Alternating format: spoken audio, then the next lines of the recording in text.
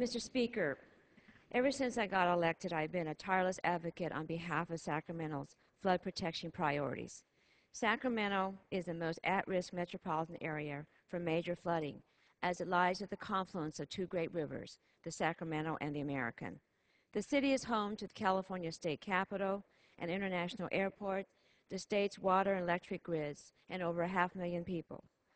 If Sacramento were to flood, the economic damages would range between $28 and $40 billion. The consequences of such a flood will be felt across the nation.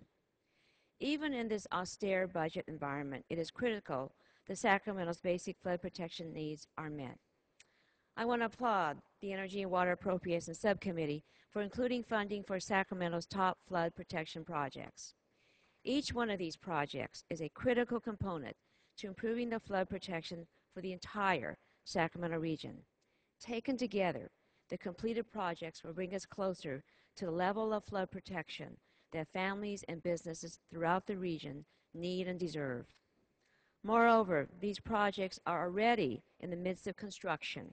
A lapse of funding would not only postpone the safety that the completed projects will provide, but would also increase the project costs, something that we cannot afford. In fact, these projects have already been funded at the local and state level and are awaiting a sustained federal match. For example, federal funding will help finish the Folsom Dam Joint Federal Project, the JFP, where continued construction on the auxiliary spillway will provide greater efficiency in managing flood storage in the Folsom Reservoir and critical dam safety improvements.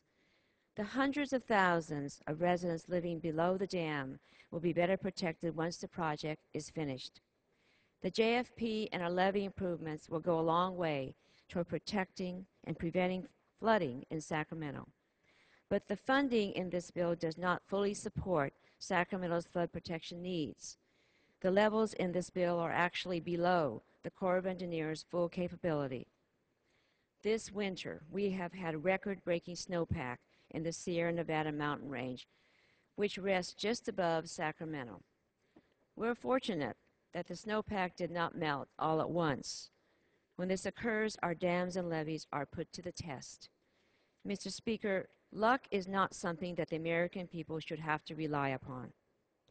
Hurricane Katrina and this year's flooding in the Midwest taught us that we need to take large leaps forward in shoring up our nation's flood protection infrastructure. Let's take the opportunity to fix our nation's flood protection system while the sun is out and not watch another American community get swept away in high water. Thank you, Mr. Speaker, and I yield back the balance of my time. Gentlelady.